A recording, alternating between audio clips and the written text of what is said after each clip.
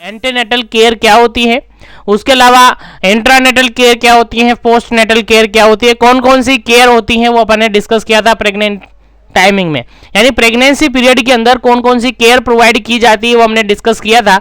9 month care के regarded हमने discuss किया था कि एंटीनेटल केयर होती है, और एंटीनेटल केयर के अंदर हमने डिस्कस किया था कि सुपरविजन ऑफ प्रेगनेंसी के लिए ये की जाती हैं, उसके अलावा एंटीनेटल विजिट के पर्पज से ये की जाती है। उसके बाद हमने इसका डेफिनेशन क्लियर किया था, जिसके अंदर हमने कहा था कि ये जो केयर होती है वो प्रेग्नेंट लेडी को प्रोवाइड की जाती हैं बिफोर डिलीवरी प्रोसेस या बिफोर लेबर प्रोसेस ये की जाती है, और इसके अंदर एग्जामिनेशन किया जाता है एंड एडवाइस की जाती है, यानी सुपरविजन के लिए किया जाता है। उसके बाद हमने कहा था कि मॉनिटरिंग ऑफ मैटरनल वेलबींग और फीटल वेलबींग और प्रोग्रेस ऑफ फीटल ग्रोथ, इन सबको असिस्ट करने के लिए, चेक करने के लिए, जानने के लिए ये केयर प्रोवाइड की जाती है। उसके अलावा हमने डिस्कस किए थे importance of antenatal care, antenatal care का इंपोर्टेंस हमने डिस्कस किया था कि एंटीनेटल केयर का क्या क्या इंपोर्टेंस है, क्यों एंटीनेटल केयर करवाई जाती है, क्यों एंटीनेटल केयर प्रोवाइड की जाती है, ये हमने डिस्कस किया था। उसके बाद हमने लास्टली डिस्कस किया था objectives of antenatal care, antenatal care के क्या क्या ऑब्जेक्टिव्स होते हैं वो हमने फाइनली डिस्कस किए थे, जिसके अंदर हमने कॉमन से पॉइंट डिस्कस किए थे कि एंटीनेटल केयर के रिगार्डेड की ये प्रमोट करती हैं, प्रोटेक्ट करती हैं और मेंटेन करती हैं मैटरनल हेल्थ को, फीटल हेल्थ को। उसके अलावा हाई रिस्क जो कंडीशन होती हैं उसको डिटेक्ट करने में और अर्ली सून एज उसमें अटेंशन, स्पेशल अटेंशन करने के लिए, और उसके अलावा टाइमली रेफर के रिगार्डेड ये इंपॉर्टेंट है। उसके अलावा हमने कहा था कि जो फीमेल के अंदर एंजाइटी होती है, फियर्स होता है, उसको रिमूव करने के लिए साइकोलॉजिकल सपोर्ट के थ्रू उसको रिमूव करने के लिए ये इंपॉर्टेंट है। ये इसके ऑब्जेक्टिव्स हमने देखे थे कि कॉम्प्लिकेशन को अर्ली आइडेंटिफाई किया जाए, उसको प्रिवेंट करने की कोशिश की जाए। उसके अलावा कॉमन मदर एलिमेंट्स हमने डिस्कस किया था, जिसके अंदर हमने कहा था कि चाइल्ड की केयर के रिगार्डेड जानकारी दी जाती है लेडी को, न्यूट्रिशन के रिगार्डेड जानकारी दी जाती है लेडी को, और पर्सनल हाइजीन और एनवायरमेंटल सैनिटेशन के रिगार्डेड बात कही जाती है, और फीमेल्स को ये सारा कुछ बताया जाता है, ये सारी केयर प्रोवाइड की जाती है। उसके बाद हमने कहा था कि लेडी को यानी प्रेग्नेंट लेडी को सेंसिटाइज किया जाता है फैमिली प्लानिंग के रिगार्डेड, फैमिली प्लानिंग मेथड्स के रिगार्डेड, और एमटीपी के regarded, medical termination of pregnancy के रिगार्डेड, और फाइनली कहा था प्रेगनेंसी के अंदर यानी एंटीनेटल केयर के अंदर लेवल ऑफ प्रिवेंशन का यूज करना, यानी लेवल ऑफ प्रिवेंशन के रिगार्डेड हमने कहा था कि एज सून एज पॉसिबल या अर्ली डिटेक्शन एंड ट्रीटमेंट के रिगार्डेड ये सब कुछ किया जाता है, यानी अर्ली डिटेक्शन और ट्रीटमेंट भी करना जरूरी होता है। तो ये सारी जानकारी हमने ले ली थी लास्टली सेशन के अंदर, उम्मीद है हमने देखा होगा, नहीं देखा तो लास्टली सेशन जरूर देखे, काफी इंपॉर्टेंट है, और सभी क्लासेस को कंटिन्यू देखे, कंसंट्रेशन के साथ देखे। आज के सेशन के अंदर हम स्पेशली डिस्कस करेंगे, आगे इस टॉपिक को फर्दर कंटिन्यू करते हैं, और एंटीनेटल केयर के रिगार्डेड जो इंपॉर्टेंट आगे पॉइंट अपन डिस्कस करेंगे, क्योंकि थोड़ा बड़ा टॉपिक है, तो 2 से 3 क्लासेस, 4 क्लासेस ये होगी, जिसके अंदर आपका एंटीनेटल जो टॉपिक है, एंटीनेटल केयर वाला जो टॉपिक है वो कंप्लीट होगा। इस सेशन के अंदर अपन डिस्कस करेंगे component of antenatal care including counselling, यानी ये जो सेशन होगा इसके अंदर हम एंटीनेटल केयर के रिगार्डेड कौन कौन से कंपोनेंट्स होते हैं, कौन कौन सी किस किस तरीके से काउंसलिंग दी जाती है वो अपन डिस्कस करेंगे, और फाइनली एग्जामिनेशन अपन डिस्कस करेंगे इसी सेशन के अंदर। तो कंसंट्रेट हो जाइएगा, नोटबुक पास में नहीं है तो नोटबुक ले लीजिएगा, पेन उठा लीजिएगा, सेंस ऑर्गन ओपन कर लीजिएगा, ताकि सभी क्लासेस आपको अच्छी तरीके से समझ में आ जाए और अच्छी तरीके से आप उनको पढ़ सके। चलिए बढ़ते हैं। सबसे पहला कंपोनेंट है आपका एंटीनेटल केयर का, सबसे फर्स्ट कंपोनेंट है, दैट इज आप देख पा रहे होंगे, फर्स्ट कंपोनेंट है primary step which include the following condition. ठीक है, यानी एंटीनेटल केयर के अंदर सबसे प्राइमरली जो स्टेप्स मानी जाती हैं उसके अंदर क्या क्या किया जाता है वो अपन देखेंगे। यानी सपोज कीजिएगा, एग्जांपल कीजिएगा, आप as a community health officer, आज आप as a community health officer अपनी ड्यूटीज पर है, अपने हेल्थ एंड वेलनेस सेंटर पर आप पोस्टेड है, जहां पर सेंटर पे आप पोस्टेड है वहां पर आप बैठे हैं। प्रेग्नेंट लेडी आती हैं और लेडी आपके पास आकर इसके साइन एंड सिम्टम बताती है कि हाँ ये है, और रिपोर्ट्स बताती है कि हाँ मैं प्रेग्नेंट हूं और प्रेग्नेंट कंसीव हो चुका है। वो आप डाटा देख लेते हैं, उससे जो भी फाइंडिंग डाटा मिलती है वो आप डाटा चेकआउट कर लेते हैं। फिर उसके बाद उसको किस किस तरीके की प्रोसेस आप बताएंगे।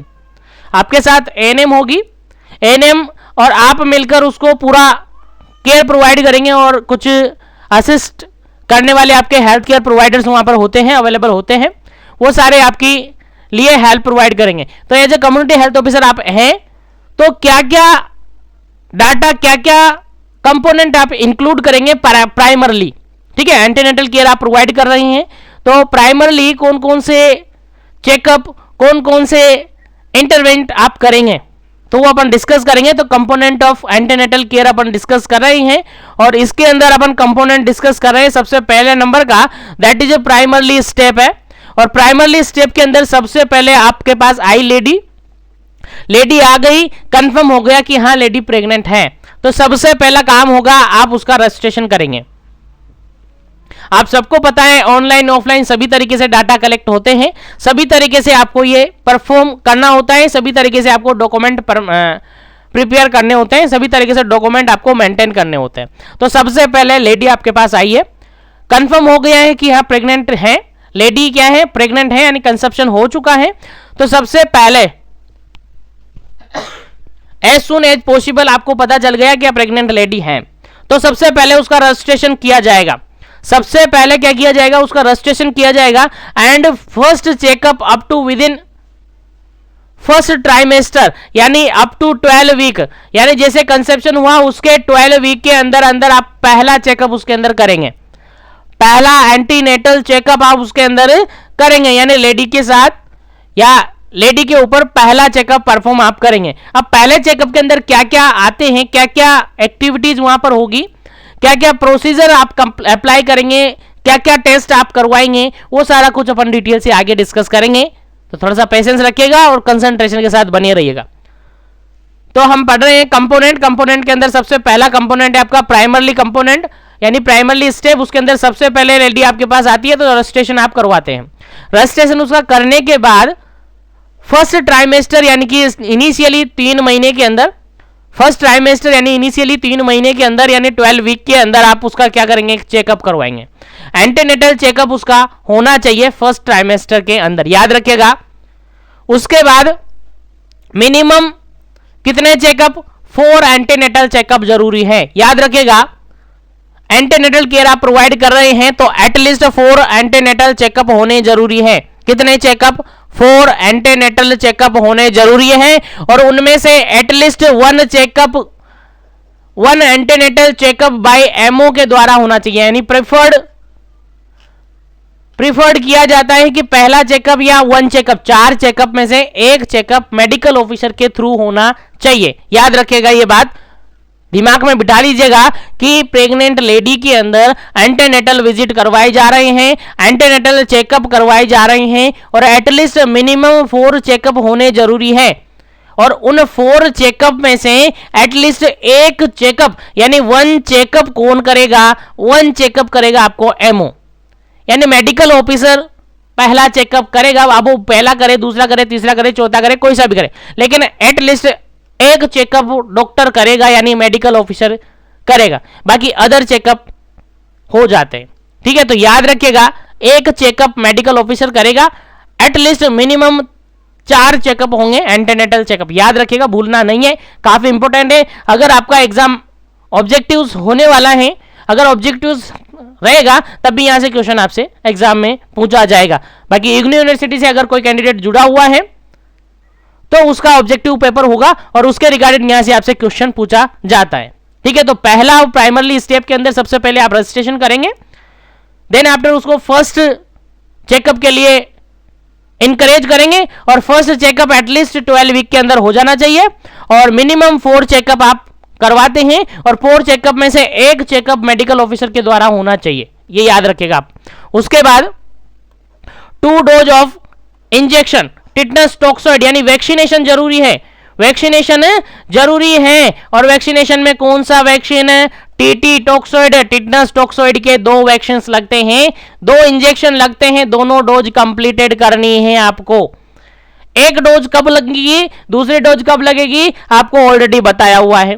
फिर भी याद नहीं हो तो बता देते हैं कि पहला dose as soon as possible लग जाता है, यानी आपको जैसे ही पता लगाए कि लेडी प्रेग्नेंट है पहला डोज लग जाएगा।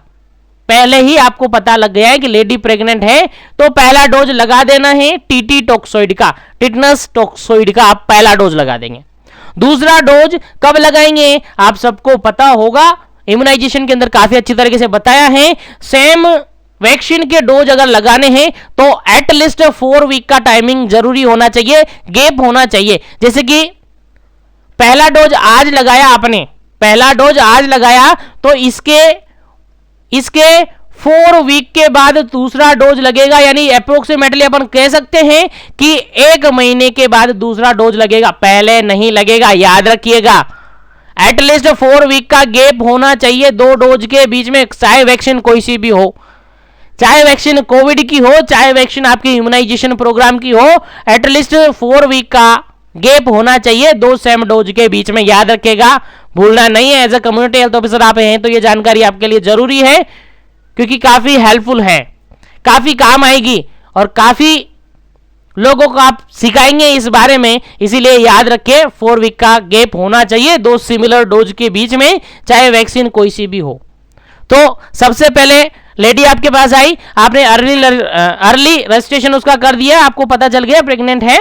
उसके बाद रजिस्ट्रेशन करने के बाद लेडी को एनकरेज करेंगे कि आपको पहला चेकअप है, एंटीनेटल चेकअप होता है, वो 12 वीक के पहले ही करवा लेना चाहिए, यानी 3 महीने से पहले आपको पहला चेकअप कंप्लीट करना जरूरी है। उसके बाद 4 चेकअप एटलीस्ट मिनिमम आपको करवाना जरूरी है, जिसमें से 1 चेकअप मेडिकल ऑफिसर करेगा। उसके बाद 2 डोज आपकी टिटनस टॉक्सोइड की जरूरी है, जो कि आपको लगानी है। 1 डोज अभी पता चल गया है कि आप प्रेग्नेंट हैं तो पहला डोज लगा दिया, और 1 महीने बाद दूसरा डोज आप लगवा लेना, यह जरूरी है, याद रखेगा। उसके बाद intake of at least 100 tablet of iron and folic acid जरूरी है। न्यूट्रिशनल सप्लीमेंट जरूरी है, आयरन एंड फोलिक एसिड की जरूरत पड़ती है, और प्रेगनेंसी है तो आयरन फोलिक एसिड जरूरी है, ये टैबलेट्स आपको लेनी ही पड़ेगी, अदरवाइज काफी सारे कॉम्प्लिकेशंस देखने को मिल सकते हैं।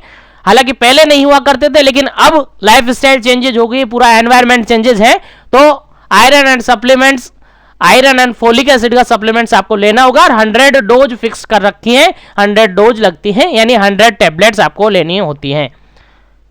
उम्मीद है यहां तक समझ में आया होगा। क्या किया अपन ने? कुछ नहीं किया, प्राइमरी स्टेप के अंदर रजिस्ट्रेशन किया और विजिट के रिगार्डिंग उसको बता दिया कि पहला चेकअप आपको 12 वीक के अंदर कर लेना है, करवा लेना है। उसके बाद 4 चेकअप एटलीस्ट आपको करवाने जरूरी है, और पहला चेकअप या 4 में से 1 चेकअप आप मेडिकल प्रैक्टिशनर यानी मेडिकल ऑफिसर से करवाएंगे। उसके अलावा 2 डोज आपका टीटी का लगवाना है, 1 अभी लगा देते हैं, 1 अगले महीने आकर आप लगा लेना, यानी 4 वीक के बाद कभी भी आकर लगा लेना। उसके अलावा 100 tablet iron and folic acid की आप प्रोवाइड करेंगे, जिसको वो लेगी। और उम्मीद है ये 4 पॉइंट मैंने डिस्कस किए वो आपको याद होंगे, और अगर ये याद है तो ये वाला कंपोनेंट आपका कंप्लीट है। अब देखिएगा, डिस्कस करते हैं कि 4 चेकअप कौन कौन से होंगे, कैसे कैसे होंगे, कितने कितने टाइमिंग पीरियड में होंगे। लेकिन उससे पहले मैं आपको बताना चाहूंगा कि अगर आपसे एग्जाम में क्वेश्चन पूछा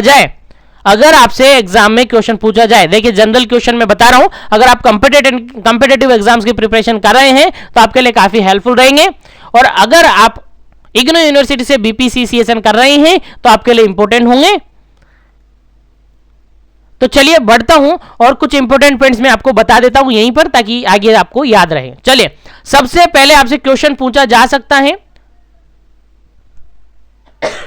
total number of ideal antenatal visit. याद रखिएगा, क्या आइडियल एंटेनेटल विजिट या आइडियल एंटीनेटल चेकअप, याद रखिएगा टोटल आइडियल एंटीनेटल विजिट कितने? 13 विजिट होने चाहिए, याद रखिएगा 13 विजिट। क्या पूछा है क्वेश्चन में? Total number of ideal antenatal visit. क्या? आइडियल एंटीनेटल विजिट, आइडियल पूछा है, देखिएगा ध्यान दीजिएगा, आइडियल एंटीनेटल विजिट पूछा है, दैट इज 13 यानी 13 एंटीनेटल चेकअप होने जरूरी है। याद रखिएगा 13 एंटीनेटल होने जरूरी है। उसके बाद अगर आपसे क्वेश्चन किया गया है, कि WHO के अकॉर्डिंग WHO के अकॉर्डिंग, किसके अकॉर्डिंग?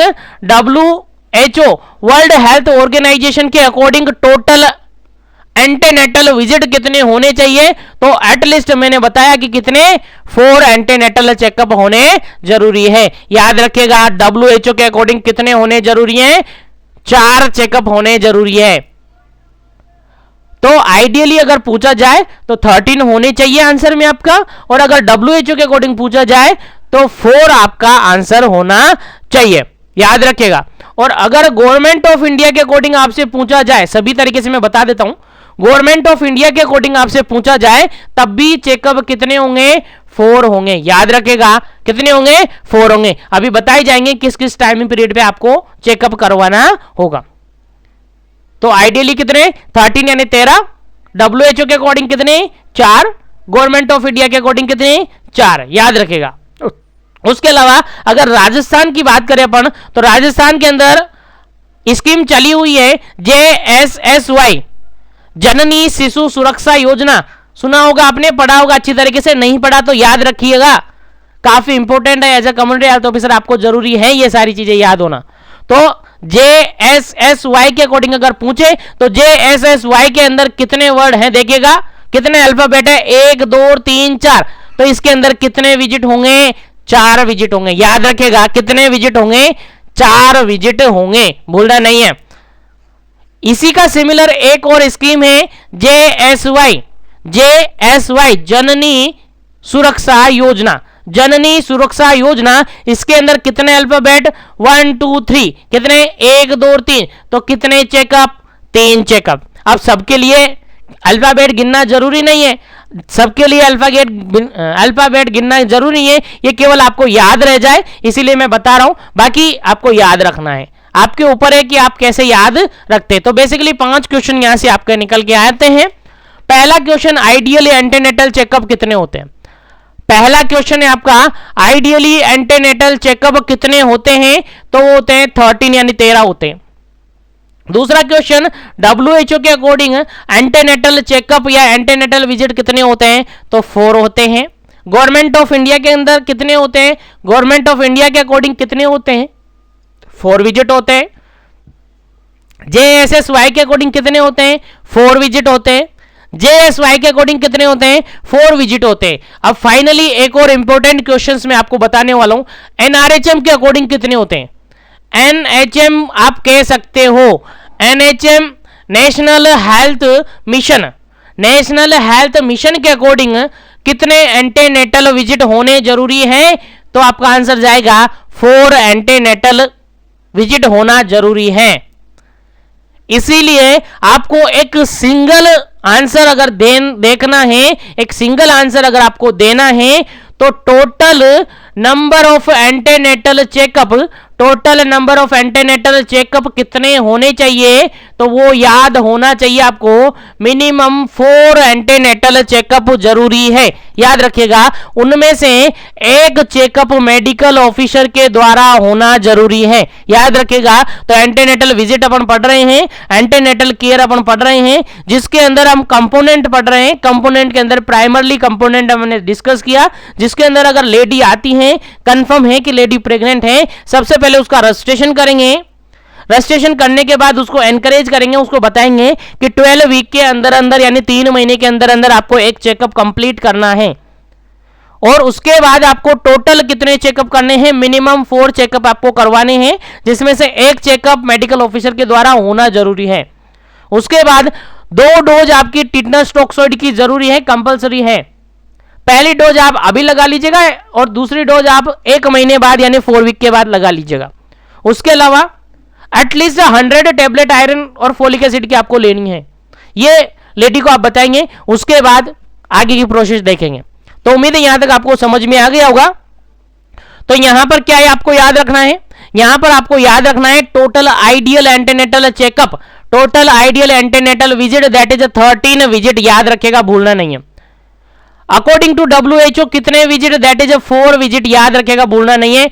अगर याद नहीं रहता है तो नोटबुक में नोट कर लीजिएगा, क्योंकि PDF के अंदर कहीं मेंशन नहीं किया है, अभी बता रहा हूं, बस यही है, इसलिए नोट कर लीजिएगा, याद कर लीजिएगा। काफी इंपॉर्टेंट क्वेश्चन है, यहां से क्वेश्चन पूछा ही जाता है। आपके कंपेटिटिव एग्जाम की बात करें तो वहां पर भी, और ऑब्जेक्टिव कोई सा भी क्वेश्चन पेपर आप दे रहे हैं और उसके अंदर एंटीनेटल केयर के रिगार्डेड क्वेश्चन है तो यहां से क्वेश्चन जनरली पूछा जाता है। उसके बाद गवर्नमेंट ऑफ इंडिया के अकॉर्डिंग अगर अपन देखें तो कितने विजिट, 4 विजिट।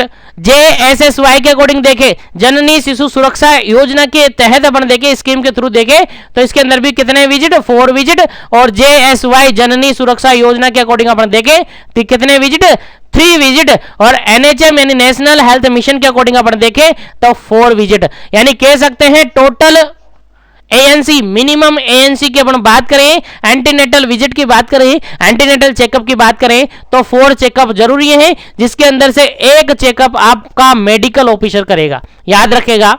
और उम्मीद है यहां तक आपको अच्छी तरीके से समझ में आ गई होगी कि एंटीनेटल चेकअप के रिगार्डेड कोई क्वेश्चन आता है तो आपका गलत नहीं होना चाहिए। चलिए बढ़ते हैं और हम डिस्कस कर रहे थे एंटीनेटल चेकअप और उसका टाइम ड्यूरेशन अपन देखेंगे। तो 4 एंटीनेटल चेकअप होने जरूरी है। कितने, 4 एंटीनेटल चेकअप जरूरी है और एक चेकअप आपका एटलीस्ट मेडिकल ऑफिसर करेगा। अब देखिएगा, पहला चेकअप, दूसरा, तीसरा, चौथा, 4 चेकअप आप करवाएंगे। चारों चेकअप को कब कब परफॉर्म आपको करना है देख लीजिएगा, ध्यान रखिएगा, आपको काफी इंपॉर्टेंट है और आपको याद रखना जरूरी है। देखिए, पहला चेकअप हमने कहा 12 वीक के अंदर अंदर होना चाहिए। पहला चेकअप क्या कहा हमने, 12 वीक के अंदर अंदर होना चाहिए, जो कि फर्स्ट पॉइंट के अंदर मैंने मेंशन किया था। तो विद इन 12 वीक यानी 1 महीने के अंदर अंदर पहला चेकअप कंप्लीट होना जरूरी है। यानी एज सून एज पॉसिबल, जैसे प्रेगनेंसी सस्पेक्ट लगती है तो पहला चेकअप करवा लेना जरूरी है, याद रखिए। तो पहला चेकअप कंप्लीट। सेकंड विजिट कब करेंगे, यानी सेकंड चेकअप कब करवाएंगे, तो ये करवाएंगे आप बिटवीन 14 टू 26 वीक, 14 से लेकर 26 वीक के अंदर अंदर आप करवा सकते हैं।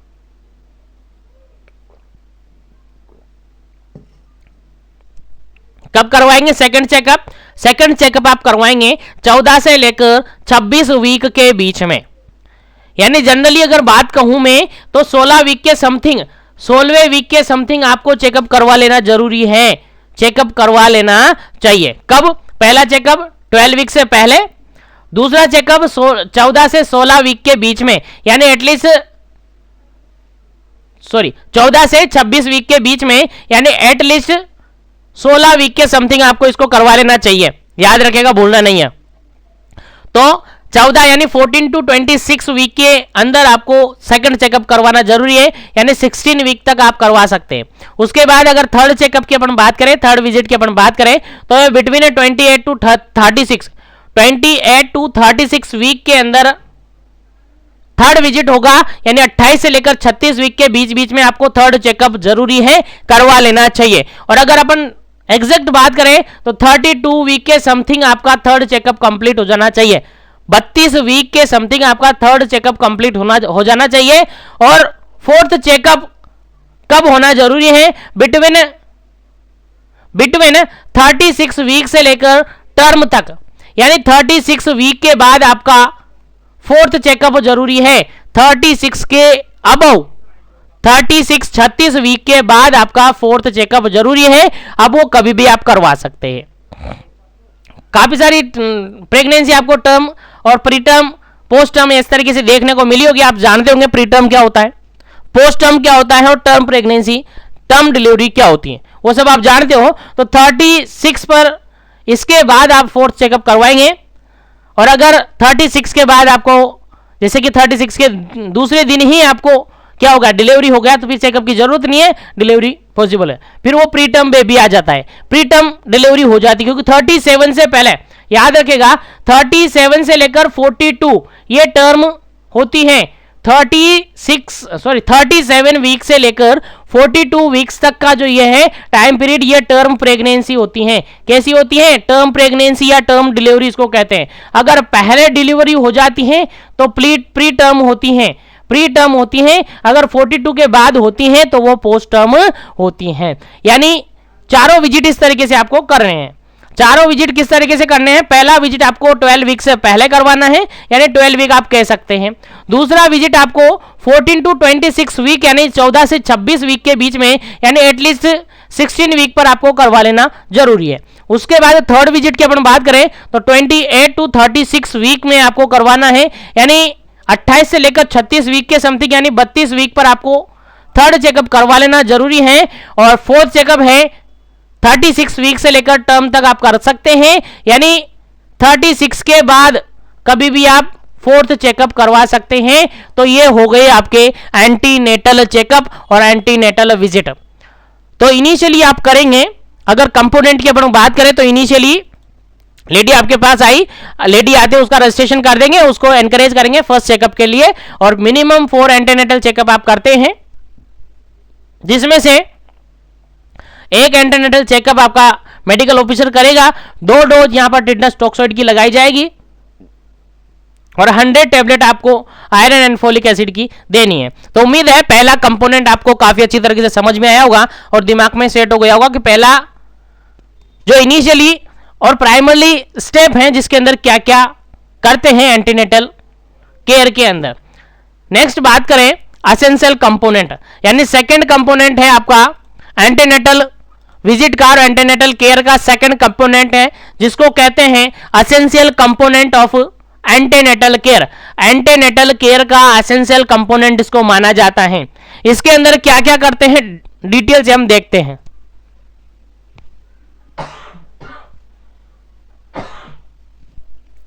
चलिए क्या क्या करेंगे इसके अंदर, देखिए the essential component are given as below. देखिए एसेंशियल कंपोनेंट के अंदर क्या करेंगे, सबसे पहला काम बनेगा एसेंशियल कंपोनेंट में, दैट इज हिस्ट्री टेकिंग।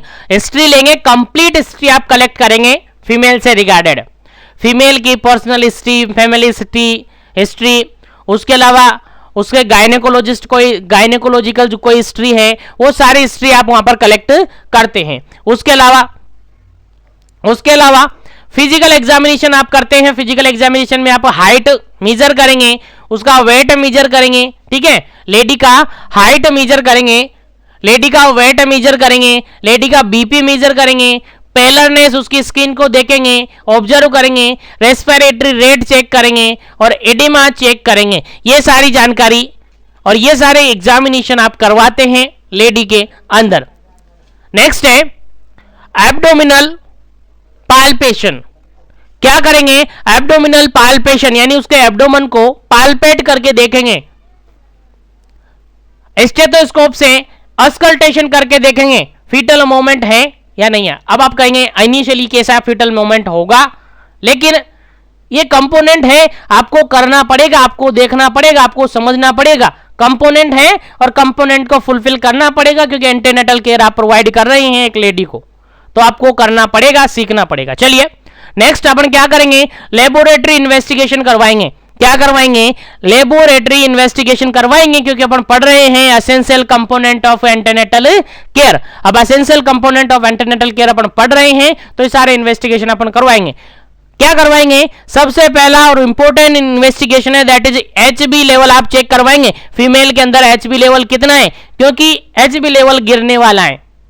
क्यों, क्योंकि प्रेगनेंसी कंसीव हुई है तो एचबी लेवल धीरे धीरे क्या होगा, डाउन जाएगा। इसीलिए तो आयरन और फोलिक एसिड की टैबलेट देनी है, इसीलिए तो आयरन और फोलिक एसिड की टैबलेट देनी है, क्योंकि उसका एचबी लेवल आप चेक करेंगे और उसके अकॉर्डिंग आप आयरन एंड फोलिक एसिड की टैबलेट प्रोवाइड करेंगे लेडी को, क्योंकि एचबी लेवल अब धीरे धीरे कम होगा, क्योंकि प्रेगनेंसी में जरूरत पड़ती है एचबी लेवल की, ब्लड की ज्यादा जरूरत पड़ती है। उसके अलावा यूरिन एनालिसिस करेंगे और यूरिन एनालिसिस के अंदर शुगर मेजर करवाएंगे।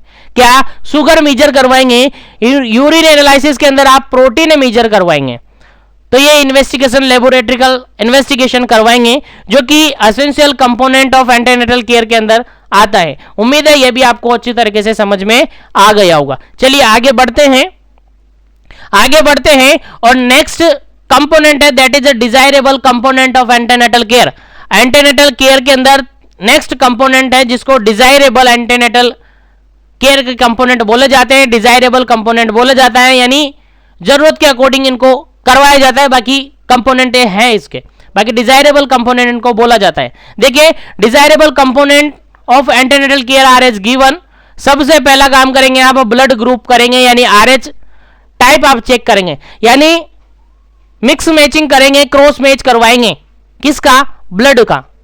यानी ब्लड के अंदर ब्लड ग्रुप चेकआउट कर लेंगे। पहले से ही लेडी के फाइल में मेंशन होना चाहिए ताकि इमरजेंसी कंडीशन में सडनली और जैसे ही जरूरत पड़ती है तो लेडी को क्या दे दे, ब्लड चढ़ा दे, ब्लड ट्रांसफ्यूज कर दे, ब्लड एडमिनिस्टर कर दे। इसीलिए ये जरूरी है ब्लड ग्रुप। और उसके अंदर मोस्ट इंपोर्टेंट है आरएच फैक्टर भी आप चेक करेंगे, आरएच का टाइप आप देखेंगे पॉजिटिव है नेगेटिव है, क्योंकि ये काफी रिस्की हो सकता है इसलिए चेकअप करवाते। उसके अलावा वीडीआरएल करवाएंगे। वीडीआरएल क्या होता है सर, ये सिफिलिस के लिए स्क्रीनिंग टेस्ट माना जाता है। सिफिलिस जो कि एक सेक्सुअली ट्रांसमिटेड डिजीज है या रिप्रोडक्टिव डिजीज मानी जाती है, तो ये याद रखेगा वीडीआरएल करवाते हैं सिफिलिस के लिए। मोस्ट ऑफ दी सिफिलिस के स्क्रीनिंग टेस्ट के लिए ये करवाते हैं। सिफिलिस का स्क्रीनिंग टेस्ट होता है वीडीआरएल और इसका फुल फॉर्म अपन देखें तो venereal disease of research laboratory test होता है। Venereal disease research laboratory test होता है जो कि आपको याद रखना जरूरी है, आपको याद रखना है, याद रखेगा। उसके अलावा आरपीआर आप करवाएंगे यानी रैपिड प्लाज्मा रीएजेंट आप करवाएंगे। क्या करवाएंगे, आरपीआर करवाएंगे, रैपिड प्लाज्मा रीएजेंट आप करवाएंगे। यह जरूरी है, डिजायरेबल कंपोनेंट के अंदर आता है। उसके अलावा offering rapid test for HIV screening, HIV के लिए स्क्रीनिंग टेस्ट करवाएंगे। उसके अलावा rapid testing kit for HIV screening यानी एचआईवी स्क्रीनिंग आप करवाएंगे, उसके लिए रैपिड टेस्ट किट आप यूज करेंगे। उसके अलावा क्या करवाएंगे, रेफरल और मैनेजमेंट ऑफ पॉजिटिव केस। अगर पॉजिटिव केस है तो अगर एचआईवी स्क्रीनिंग आपने करवाया है और उसके अंदर अगर पॉजिटिव केस है तो ऐसी कंडीशन में रेफरल और मैनेजमेंट आप उसका करवाएंगे। क्या करना है आगे कपल से पूछेंगे, आगे क्या करना है डॉक्टर से कंसल्ट करेंगे, देन आफ्टर उसको रेफर आप कर सकते हैं। और कहा जा सकता है कपल से कि एक बार आप डिस्ट्रिक्ट हॉस्पिटल ले जाइए और ये सारे चेकअप एक बार डॉक्टर से कंसल्ट कीजिएगा, वो जो कहे वैसा करेंगे। एमटीपी करना है नहीं करना है, प्रेगनेंसी कंटिन्यू करनी है नहीं करनी है, वो सारा इसी कंपोनेंट के अंदर आता है। उसके अलावा हॉस्पिटल बी और ऑस्ट्रेलिया एजेंट टेस्टिंग, हालांकि ये इंडिया के अंदर कम किए जाता है, फिर भी आपको याद रखेगा हेपेटाइटिस बी स्क्रीनिंग आप करवाएंगे, काफी इंपॉर्टेंट है। ऑस्ट्रेलिया वाला नहीं करवा सकते लेकिन हेपेटाइटिस बी स्क्रीनिंग आप करवाना जरूरी है क्योंकि ये भी काफी इंपॉर्टेंट है। बाकी ये वाला पीछे वाला आपको याद नहीं रहता है तो छोड़ सकते हैं, लेकिन हेपेटाइटिस बी आप स्क्रीनिंग करवाएंगे। उसके अलावा ब्लड शुगर टेस्टिंग आप करवाएंगे, ब्लड शुगर टेस्टिंग आप करवाएंगे क्योंकि आगे जाकर ये कॉम्प्लिकेशन जनरेट करवा सकता है। तो उम्मीद है फ्रेंड्स यहां तक आपको कंप्लीटली समझ में आया होगा कि डिजायरेबल कंपोनेंट के अंदर क्या क्या आता है, कौन कौन से कंपोनेंट है। तो हम पढ़ रहे हैं कंपोनेंट ऑफ एंटीनेटल केयर और एंटीनेटल केयर कंपोनेंट के अंदर हमने डिस्कस किया सबसे पहले इनिशियली और प्राइमरली स्टेप, जिसके अंदर हमने कुछ पॉइंट डिस्कस किए, कुछ कंपोनेंट देखे, उसके बाद एसेंशियल कंपोनेंट हमने देखे, देन आफ्टर हमने देखे डिजायरेबल कंपोनेंट और लास्ट कंपोनेंट है that is a counselling. Last component है नेक्स्ट और लास्ट कंपोनेंट है दैट इज ए काउंसलिंग। और काउंसलिंग के अंदर आपको क्या समझ में आता है, काउंसलिंग प्रोवाइड करना लेडी को, काउंसलिंग देना कि आपको ये करना है ये नहीं करना है, डू और डू नॉट आप उसको बताएंगे लेडी को कि आपको ये करना है और ये नहीं करना है। अच्छे से काउंसलिंग देंगे लेडी को कि आपको पर्सनल हाइजीन रखनी है, न्यूट्रिशन प्रॉपरली अमाउंट में लेना है, आपकी लाइफस्टाइल ऐसी रखनी है, एक्सरसाइज प्रॉपर अमाउंट में करना है, वो सारा आप प्रोवाइड करेंगे। तो ये भी इंपॉर्टेंट कंपोनेंट माना जाता है किसका, एंटीनेटल केयर का। तो एंटीनेटल केयर का इंपॉर्टेंट कंपोनेंट है काउंसलिंग। देखिएगा इसके अंदर क्या क्या पॉइंट मेंशन अपने को करना है। पहला पॉइंट है during counselling ensure the privacy and maintain the confidentiality and treat the women with respect. देखिएगा पहला पॉइंट यही है कि हम काउंसलिंग कर रहे हैं तो लेडी की प्राइवेसी जरूरी है, उसके अंदर जो भी बातचीत आप करते हैं जैसे भी काउंसलिंग होती है उसको दूसरे को नहीं बताना है, यानी कॉन्फिडेंटली वो आपको रखनी है, कॉन्फिडेंशियलिटी आपको प्रोवाइड करनी है, प्राइवेसी रखनी है हर चीज की और प्रॉपर रेस्पेक्ट के साथ उसको बात करेंगे, उससे काउंसलिंग आप करेंगे। उसके अलावा क्या करेंगे सर, उसके अलावा ये काम आपका हो गया, उसके अलावा आप करेंगे काउंसलिंग। देखिएगा counselling help the women to plan and prepare for birth. Counselling करेंगे और प्लान करेंगे, जैसे कंसीव हुआ, प्रेगनेंसी कंसीव हुआ, लेडी आपके पास आई है, तो उसको आप बताएंगे कि किस तरीके से आपका प्लान रहेगा। अब जब तक डिलीवरी नहीं हो जाती तब तक आपका क्या प्लान रहेगा, यानी माइक्रो प्लान आपको उसको बताएंगे कि आपको ऐसे एक्सरसाइज करनी है, ज्यादा एक्सरसाइज भी नहीं करनी है, वॉकिंग करना है सिंपली, और न्यूट्रिशन प्रॉपर अमाउंट में लेना है, ये बताएंगे। उसके अलावा बर्थ प्रिपेयर्डनेस उसको करवाएंगे, यानी माइक्रो बर्थ प्लान उसको बताएंगे कि ऐसे ऐसे कठिनाइयां परेशानी आपको आ सकती है, साइन सिम्टम आपके अंदर हो सकते हैं, लेकिन आपको घबराना नहीं है। अगर कुछ लगता है तो आप जल्दी से हेल्थ केयर सेटिंग में जाकर वहां पर एक बार कंसल्ट कर लीजिएगा। This should be include the decided on the place of delivery and presence of the attendant at the time of the delivery. Council the mothers and women about the advantage of institutional delivery and risk involve the home delivery. और यहां पर counselling करेंगे कि ladies को encourage करेंगे कि institutional delivery वो करवाए, यानी हॉस्पिटल के अंदर ही डिलीवरी करवाए, होम डिलीवरी नहीं करवाए, क्योंकि होम डिलीवरी में रिस्क हो सकते हैं, इसीलिए इंस्टीट्यूशनल डिलीवरी जरूरी है। इंस्टीट्यूशनल डिलीवरी के लिए उसको एनकरेज आप करेंगे। उम्मीद है यहां तक भी समझ में आ गया होगा। आगे बढ़ते हैं, नेक्स्ट पॉइंट डिस्कस करते हैं। नेक्स्ट पॉइंट है आपका, नेक्स्ट पॉइंट है advise the women on where to go if an emergency arise and how to arrange the transportation, money and blood donor in case of emergency condition। और lady को आप कहेंगे कि आपको इधर उधर कहीं ज्यादा जाना आना नहीं है, घर पे रहना है, सेफ रहना है, थोड़ा सा वॉकिंग करना है, एक्सरसाइज लेना है, न्यूट्रिशन प्रॉपर अमाउंट में, सफिशिएंट अमाउंट में लेना है, ये सब कुछ उसको बताएंगे। उसके अलावा लेडी को कहेंगे कि अगर कोई कंडीशन आपको लगती है, कोई इमरजेंसी अराइज होती है, तो आप जल्दी से क्या करेंगे, हेल्थ केयर सेटिंग में जाएंगे, हेल्थ केयर सेटिंग में या हेल्थ केयर प्रोवाइडर के पास जाएंगे और उससे कंसल्ट करेंगे। अगर ज्यादा इमरजेंसी आ जाती है तो आप ट्रांसपोर्टेशन के लिए जरूर जल्दी से जल्दी क्या करना है, ट्रांसपोर्टेशन करना है, और मनी और ब्लड डोनर को अरेंज करके रखना है कि अगर कोई इमरजेंसी कंडीशन आ जाती है तो ये जरूरी पड़ सकते हैं, तो ये भी उसको काउंसलिंग आप प्रोवाइड कर देंगे। उसके अलावा educate the women and her family member, ठीक है, यानी एजुकेट करेंगे वुमेन को और उसके फैमिली मेंबर को on the sign of labour and dangerous sign of obstetrical complication. उसके अलावा फीमेल को कहेंगे और फीमेल के रिलेटिव को कहेंगे, यानी उसके हस्बैंड को या उसकी मदर को कहेंगे, उसके फैमिली मेंबर्स को कहेंगे कि लेबर के ये साइन होते हैं, यानी पेन अराइज होता है, उसके अलावा डिस्कम्फर्ट होता है। अगर ऐसा लगता है तो आप हेल्थ केयर सेटिंग में जाएंगे और हेल्थ केयर सेटिंग या हेल्थ केयर पर्सनल से एक बार कांटेक्ट करेंगे, वो जो कहता है वैसा आपको करना पड़ेगा। उसके अलावा अगर किसी भी प्रकार का कोई कॉम्प्लिकेशन आपको लगता है कि ज्यादा पेन हो रहा है, कोई कॉम्प्लिकेशन आपको लगता है कि ब्लीडिंग हो रही है वेजाइना के थ्रू, तो ऐसे कुछ डेंजरस साइन होते हैं, उनके बारे में उनको बताएंगे।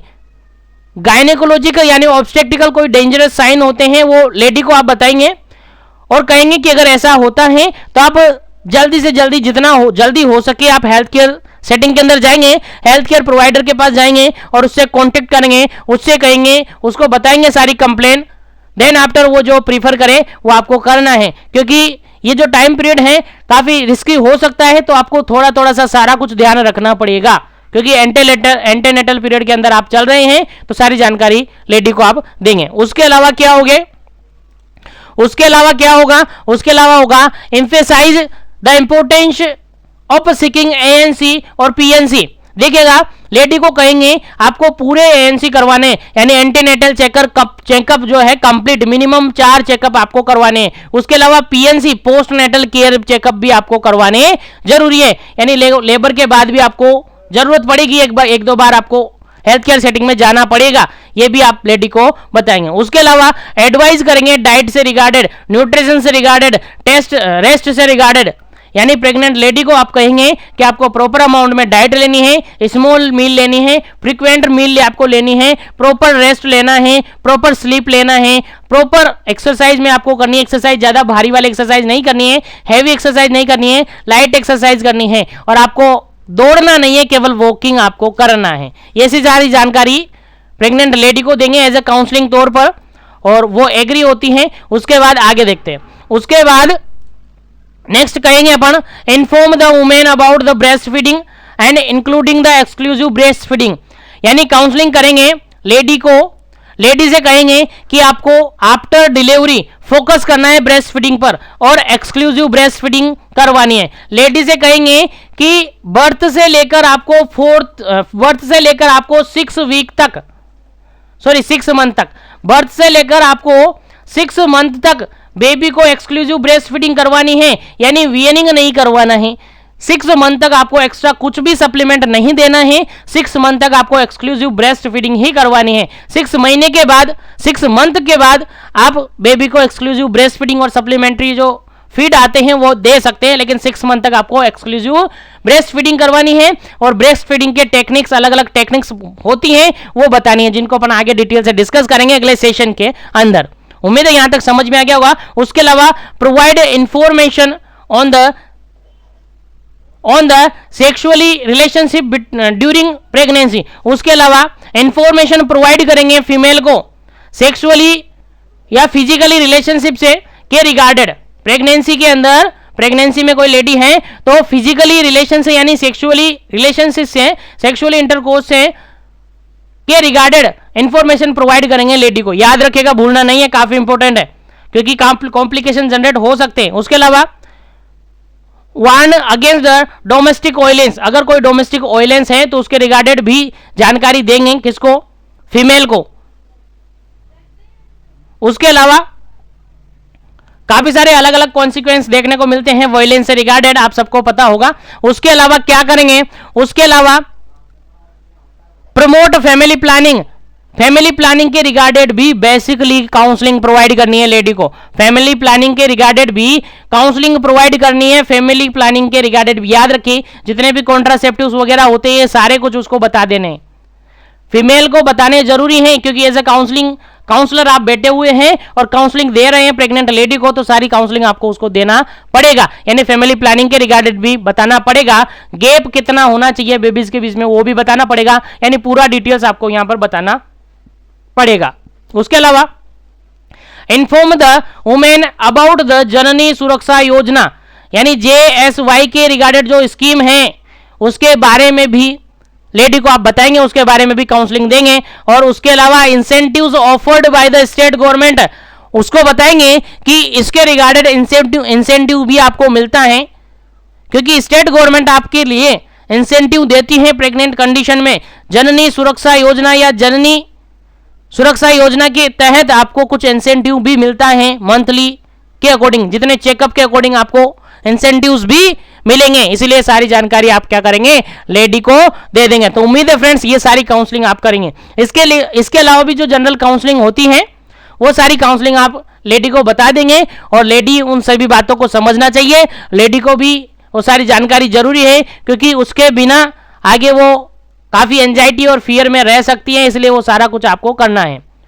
तो पूरा साइकोलॉजिकल सपोर्ट भी आपको प्रोवाइड करना है, पूरा काउंसलिंग आपको प्रोवाइड करना है। तो कंपोनेंट हमने पढ़े, जिसके अंदर प्राइमरी स्टेप पढ़ा कि अर्ली रजिस्ट्रेशन आपने कर लिया, एंटीनेटल चेकअप के लिए प्रमोट किया, 4 चेकअप करेंगे, मेडिकल ऑफिसर 1 चेकअप करेगा, 2 TT के इंजेक्शन लगेंगे, और एटलीस्ट 100 टैबलेट आपको आयरन एंड फोलिक एसिड की देनी है। उसके अलावा एसेंशियल कंपोनेंट हमने देखे, जिसके अंदर हिस्ट्री कलेक्शन करेंगे, फिजिकल एग्जामिनेशन करेंगे, एब्डोमिनल पाल्पेशन करेंगे और लेबोरेटरी इन्वेस्टिगेशन करेंगे। डिजायरेबल के अंदर ब्लड ग्रुप और क्रॉस मैचिंग करवाएंगे, यानी RH टाइपिंग आप करवाएंगे। उसके अलावा सिफिलिस के रिगार्डेड VDRL करवाएंगे।